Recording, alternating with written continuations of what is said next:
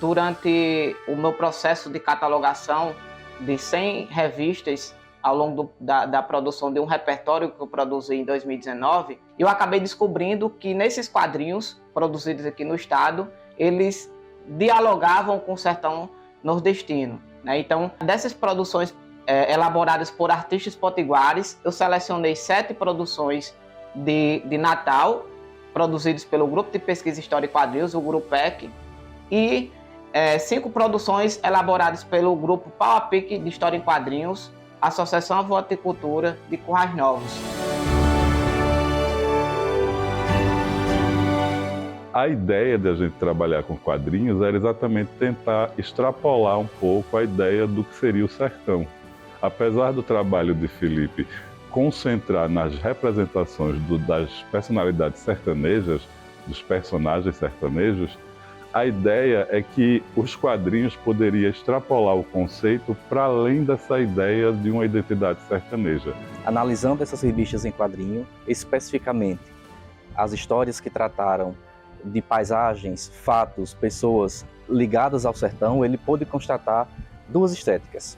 Uma primeira estética produzida pelas HQs do GRUPEC, que mostrava o sertão cheio de imagens como de miséria, de violência, de agrura, e uma outra estética produzida aqui no sertão pelo antigo Grupo Pau a Pique, atual Associação Avante-Cultura, onde ficaram evidentes imagens não ligadas estritamente a esse aspecto mais de um sertão desolado, mas de um sertão mais vívido, cheio de personagens, com histórias de humor, com recriação do próprio cotidiano.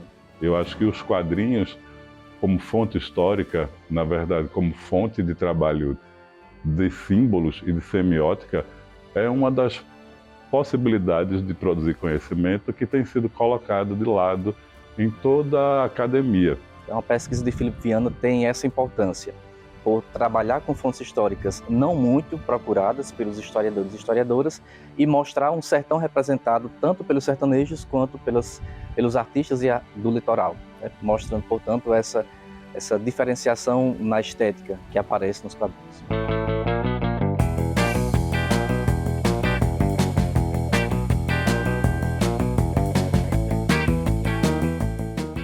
Estamos aqui no Espaço Avante de Cultura, na cidade de Currais Novos. E foi aqui que eu encontrei parte do conjunto documental da minha pesquisa. Eles foram produzidos ainda quando o Espaço Avante de Cultura se chamava Grupo Pau a Pique de História em Quadrinhos.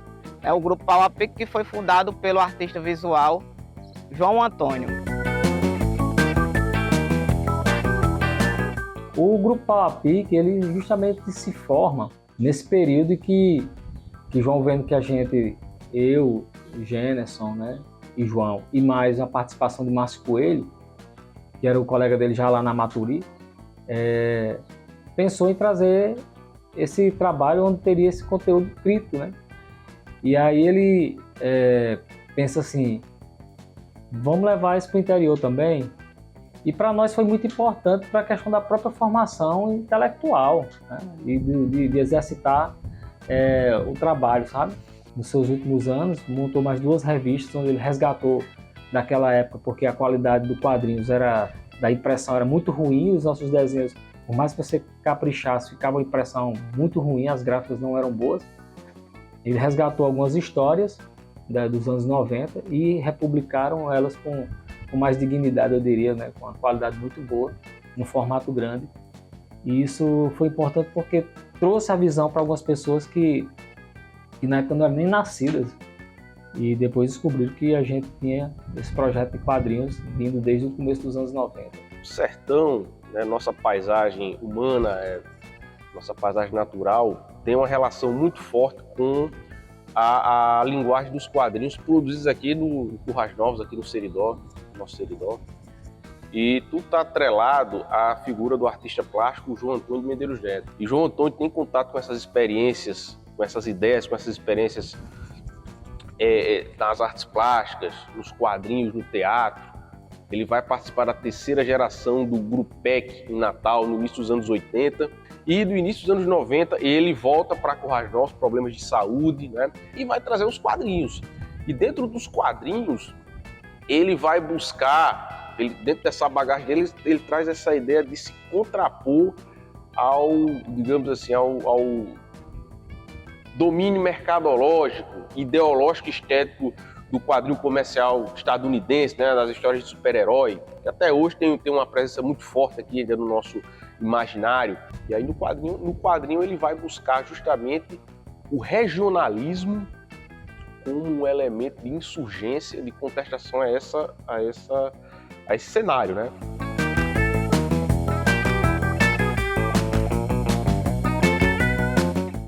E aqui nós estamos exatamente no ambiente em que ocorreu uma das histórias mais interessantes produzidas pelo grupo Pau a Pique, Associação Avante Cultura, que é a história de Xandim, que ela é ambientada exatamente no Parque de Vaquejada. O quadrinho de Xandinho está presente lá, foi publicado pela primeira vez no ano de 1992 e republicado posteriormente, já no século XXI, no quadrinho Cancão, em 2015.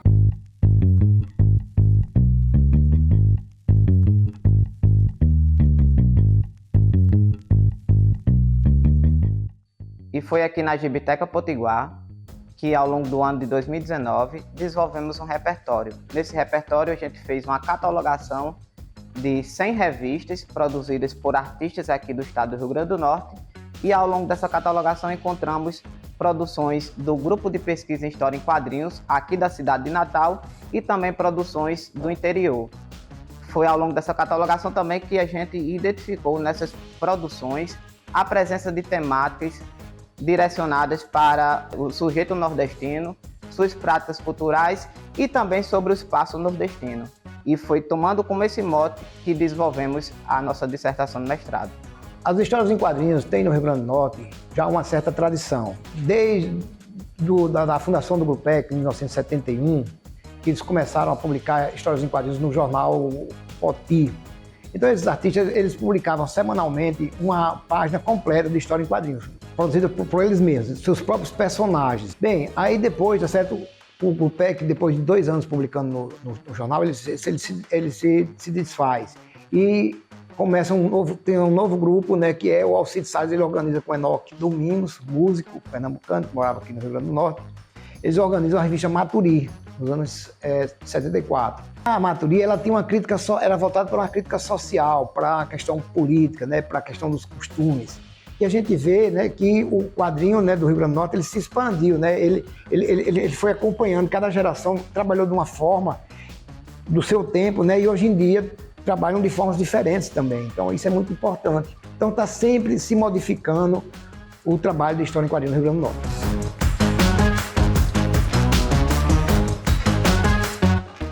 Rio Grande do Norte é um estado enxerido, sabe? Ele sempre é pioneiro na frente de todo mundo. Então fazer quadrinho era uma ânsia grande dos artistas aqui de Natal.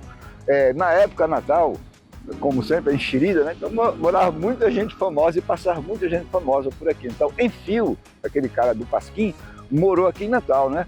Então, vendo nossa produção de quadrinho, aí percebeu a qualidade dos desenhistas que havia aqui em Natal. Então, o trabalho do grupo se baseia em pesquisas. O nosso patrono é ele ali. Ele era fã dos quadrinhos. E a gente ia constantemente à casa dele. E ele dizia assim, a frase: meninos, vamos botar a história na rua. Olha lá aquela vozinha dele, né? Então era isso que a gente procurava fazer.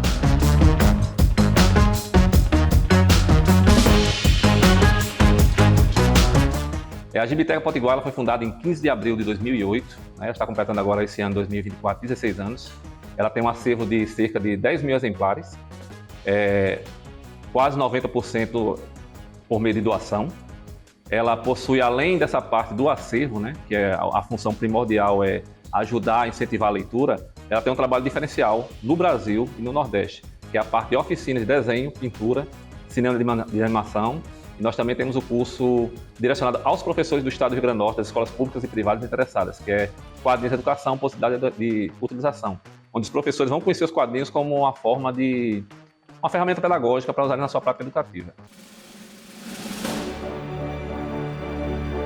No que diz respeito às considerações finais do meu trabalho, eu verifiquei que nós temos 2 estéticas e 2 formas de representação em torno do sertão nordestino, do sujeito sertanejo e de suas práticas culturais. A primeira de Natal, em que eu consegui identificar que a produção de quadrinhos em que a gente analisou, ela recebeu incentivo financeiro por parte de órgãos públicos e privados, de modo que, de certa forma, acabou influenciando na produção desses artistas. Outra questão também que a gente conseguiu identificar é que os quadrinhos presentes no litoral, eles, de certa forma, representaram, em grande medida, um estereótipo em torno do sertão nordestino e do sujeito sertanejo. Currais Novos, os artistas não receberam tanto incentivo financeiro de órgãos públicos ou privados, de modo que eles se sentiram mais à vontade no momento da produção. Outra questão é que em Currais Novos, na produção dos artistas dessa cidade, a gente identificou que eles representaram mais questões ligadas ao aspecto local do interior, né, do sertão. Isso pelo fato de que eles ocupam o espaço sertanejo, eles são do interior do estado, então eles conseguiram representar esse espaço sertanejo com maior propriedade. Eles representam a modernidade, com o desenvolvimento econômico e também com a felicidade do povo sertanejo.